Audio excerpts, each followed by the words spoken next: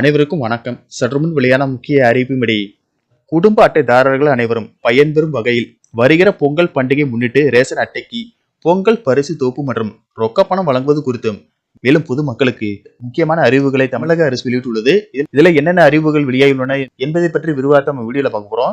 வீடியோவை கடைசி வரைக்கும் முழுமையாக பாருங்க. வீடியோக்குள்ள போறதுக்கு முன்னாடி இந்த வீடியோ ஒரு லைக் பட்டனை பிரஸ் பண்ணிக்கோங்க. இப்பதான் இந்த சேனலுக்கு ஃபர்ஸ்ட் டைம் வரீங்கன்னா சப்ஸ்கிரைப் பட்டனை பிரஸ் பண்ணிக்கோங்க. கூடவே பெல் ஐகான் பட்டனையும் பிரஸ் பண்ணிக்கோங்க. வாங்க வீடியோக்குள்ள போகலாம். தமிழ்நாட்டில் 2,22,00,000 குடும்ப அட்டைதாரர்களுக்கு பொங்கல் பரிசு தொகுப்பு வழங்க தமிழக அரசு திட்டமிட்டு உள்ளது. ரொக்க பணம் மற்றும் பச்சரிசி, வெல்லம், ஏலக்காய், முந்திரி, திராட்சை, நெய் உள்ளிட்டவை பரிசு தொகுப்பில் இடம்பெறுகிறது.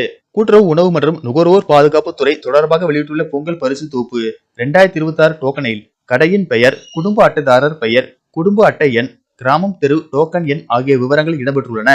கடந்த வருடம் இதே காலகட்டத்தில் ஜனவரி 9ஆம் தேதி முதல் தமிழகத்தில் உள்ள ரேஷன் அட்டைதாரர்களுக்கு பொங்கல் பரிசு தொகுப்பு வழங்கப்பட்டது குறிப்பிடத்தக்கது.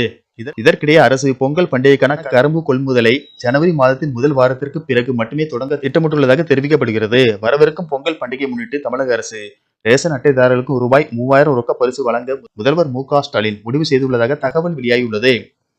நிதித்துறை அதிகாரிகளின் ஒப்புதல் இதற்கு கிடைத்துள்ள நிலையில் ஆரம்பத்தில் ரூபாய் 5000 வழங்க திட்டமிடப்பட்டிருந்தது. ஆனால் இப்போது ரூபாய் 3000 வழங்க முடிவு செய்யப்பட்டு உள்ளது.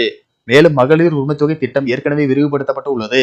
அடுத்த ஆண்டு தமிழக சட்டசபை தேர்தலை கருத்தில் கொண்டு மக்கள் நல திட்டங்கள் மக்களை சென்றடைந்துள்ளதா என்பதை அறிய முதல்வர் ஸ்டாலின் ஒரு முக்கிய கள ஆய்வு நடத்த திட்டமிட்டுள்ளதாக கூறப்படுகிறது. அரசு ஊழியர்களை கொண்ட சிறப்பு குழு நேரடியாக வீடுகளுக்கு சென்று மக்களை சந்தித்து பேசுவார்கள்.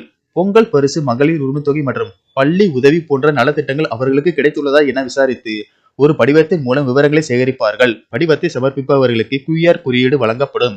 இதன் மூலம் கோரிக்கை நிலையை அறிய முடியும். மக்களின் கோரிக்கைகளுக்கு உடனடி தீர்வு காணவும் அல்லது அவற்றை தேர்தல் வாக்குறுதிகளாகவும் திமுக தரப்பு முன்வைக்கும் என ஆளும் கட்சி வட்டாரங்கள் தெரிவிக்கின்றன.